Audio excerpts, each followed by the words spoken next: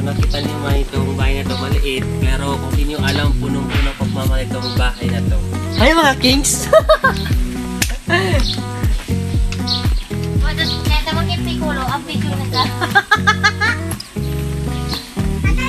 So, ayan po yung buhay namin sa province. Kailangan magpaa. Ibibidyo mo. Utinanan. So, ito po yung mga bahay dito. Para kang nasa fairy tale. Tapos, ito po yung niluluto. Kamoting kahoy. Yun po yung seed. Hi guys! Tapos, yan po yung taga-bundok. Galing siya sa bundok. Hey guys! Ate ko nga Si Exy Abdul, nandito rin pala. So guys, don't forget to subscribe on my channel. Exy Abdul! Right here.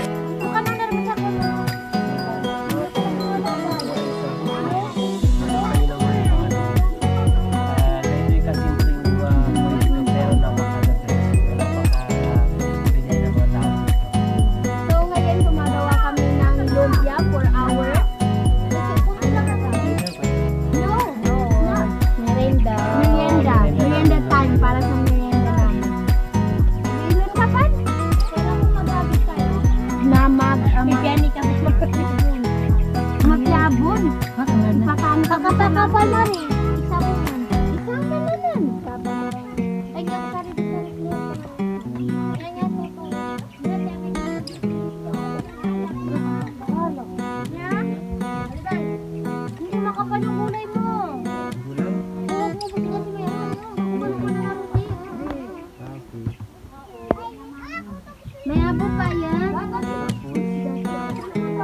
I-roll mo. I-roll. Tapos, Ganyan tayo. Ano naman na?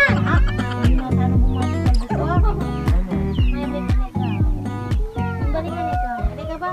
Malupin lang yan. Halika ba na? Malupitan. Tapos, parang sa pusa din na ano din. yun, lapin daw. Okay, tama. Ne, okay din. Kuha ka ng tapos lagyan mo ng tubig.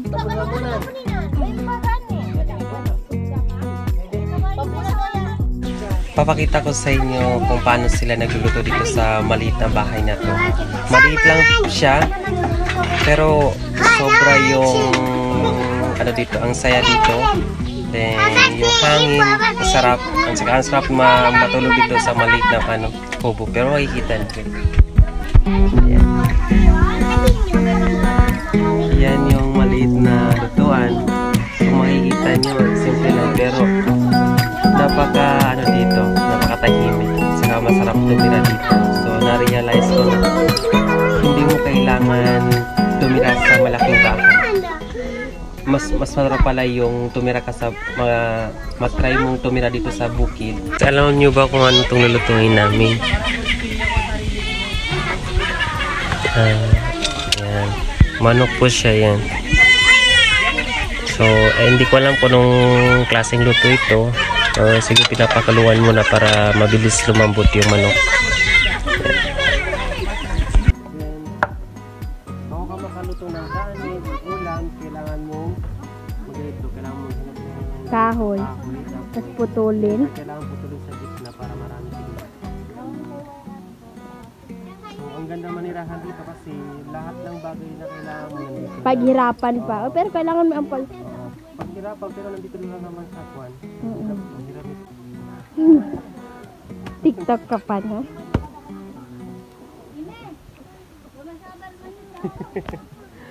Mahirap. Pag hindi ka sanay, mahirap. Pero, siyempre, dito sa bukid, kailangan mong maranasan lahat.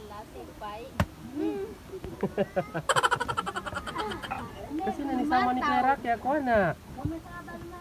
Para magagida-gidaman ka. Pilitin mo.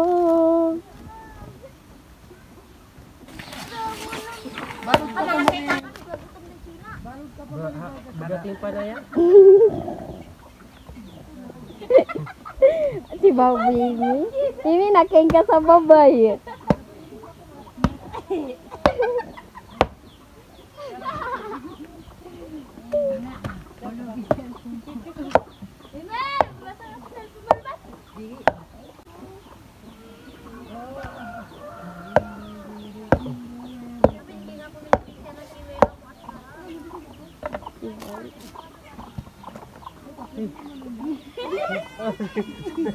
Ito pala, easy inabay.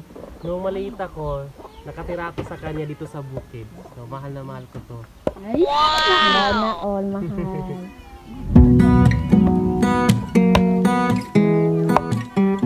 Nawata ng sino. Ayun, nagsipag-usap sa mahal niya. Sana all may mahal. So, tapos na siya mga things. Kailangan natin Ilagay sa ay bago kusana.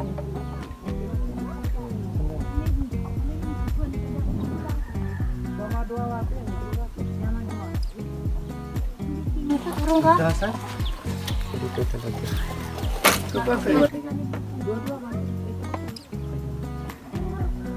Ikaw ka na yun?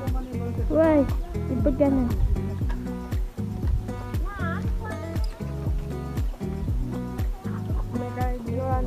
Ops, meron pa! Ipagaya mo na ka. Kono yagi na. Dapat magikat. Ah, dadin. Aday, nambay ko para. Ama.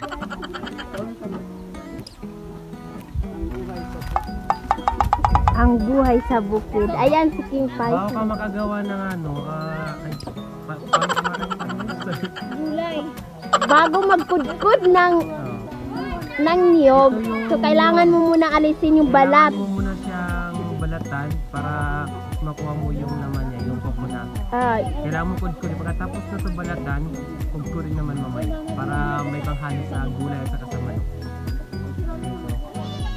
Ayan. Kung hindi ka sanay, medyo Ang mahirap. hirap kasi makapal yung kwan, yung Pagbasa kasi balat. yung ano yung niyog, so mahirap siya balatan. Pero at least kaya naman balatan.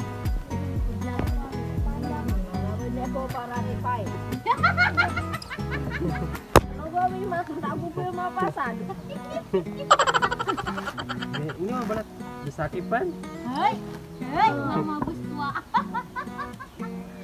Pag hindi kaya ng bulo, kamayin mo na. kamayin mo na.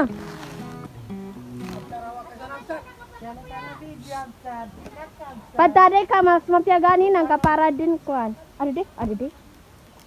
Sebentar yung dia.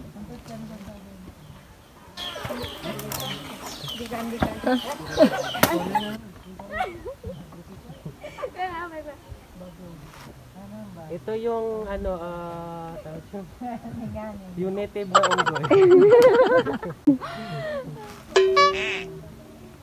Ya malukas. Lolo namin. Ya. Papa. Ya malukas. Ito. So para so, Okay, si This is Paco. the ibabang ka. Yeah. Pare, Okay, this is the laman of chicken. Laman of chicken. We have all men have an egg. Ah. Hindi maluto. daman, nakakuha na ron na. Be. Di pa kababa. Hey, luto ka, hindi maluto. Ito ba galing pangapuron? Ah, bubo na ba? Ako na ko nang sa tayo. Sanin. Sumali ka ka. Tang, may pangapurong bumahan.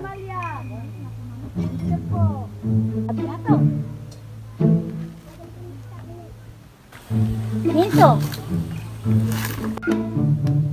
So, ayan, tapos na siya. So, nabalatan na.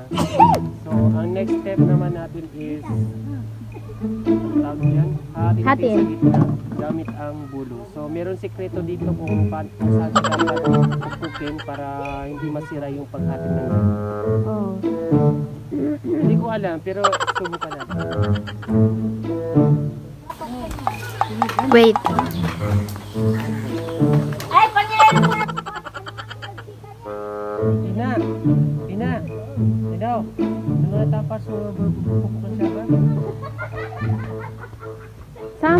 salok.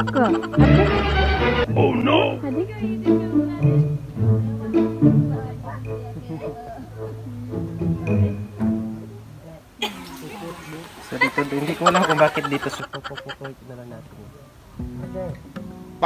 Dito ba natin? Oh no! Tama. Namatay ka! Nice. Tama. Namatay ka!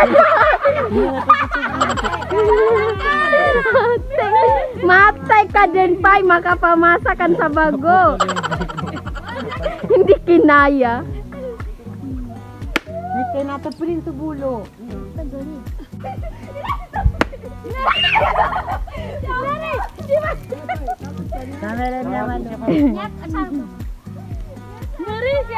Okay, inumin yung parang Siya, itong niyog, ang tawag dyan batang. Sa amin batang. Batang. Pero sa accused ng buko. Si Pai, Bon, masama ni Korta ni Pai. Talagang bicara ka na pinasa. Uy, kasi na kailangan lagyan niya lang ng kwan. Paano ang lakay? Ganito, kalase. Kasi kupumasali man ang si Bakon. Nung nagtakato niyang sabi ka siya. Ano makakakangan tadi? Dabuan. Na, ikano. Alam nyo ba sa iyo kapag nagano kami na ito yung hinahanap namin yan, oh. Kasi masarap yan. So, para maalis yun. Mare. Yes, di ka tininan. Ako din. Ito. Tapos sisigaw ka ng Dharma.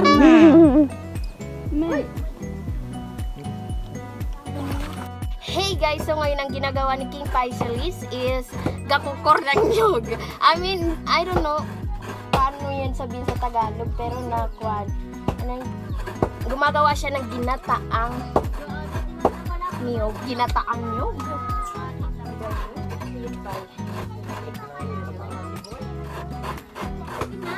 Nansana ka ng Pai? Bagawan kayo sa lupan ng Pai kasi nakuan. Tigtigan nila sa... We are here in the... So ganito kinukugod-kugod yung coconut or niyog. Pag dito ka sa bukid, kailangan mong kudkudin mo kasi walang makina dito. So napaka-natural yung buhay dito, napaka-simple, pero ang sarap mamuhay dito. Kaya gusto ko masubukan yung buhay na ganito.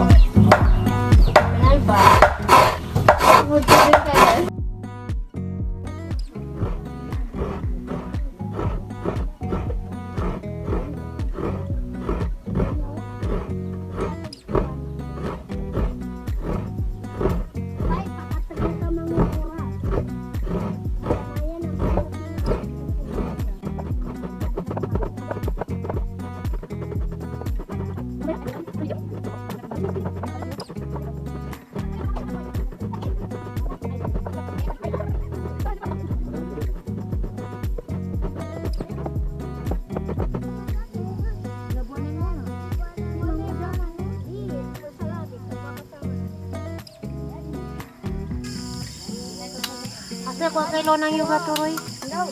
Puro tang paro. Puro sa likod dito.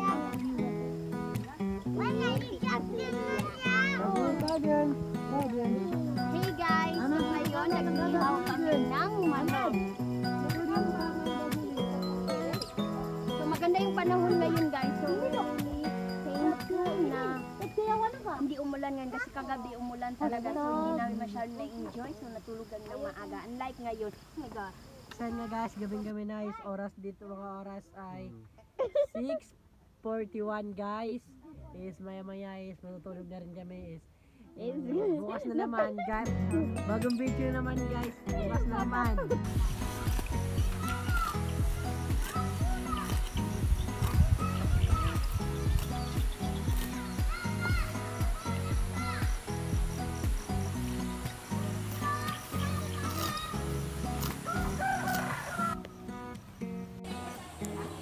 Ito yung daan papunta sa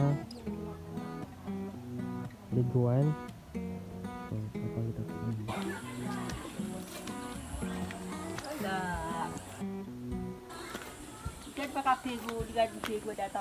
Uy, kagyakuan. Ito. Liliguan to. Liliguan. Ito yung mga tao dyan. Tapos yung banda doon, yung mainom yan. Hindi na bibilhin. Mayaman ang mga tao dito. Pag dito ka sa bukid nakatira, hindi mo na kailangan ng shower kasi ang tubig dito, mayaman siya sa tubig dito pagligon. Gaya nito, hindi po yan nauubos kasi po meron dun sa ilalim na lumalabas na tubig. Tapos ito yung stock na lumalabas lang dito. Yan.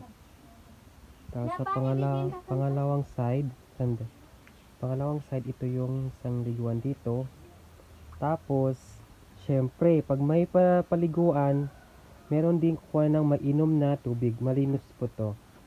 Yan, dito po sila kumukuha ng tubig kung saan iniinom nila or sa bigas. Pero usually, ito po yung ginagamit nila para pang-inom pang araw-araw. Ang yaman-yaman po dito sa bukid, hindi mo na kailangang bumili ng tubig or mag-shower.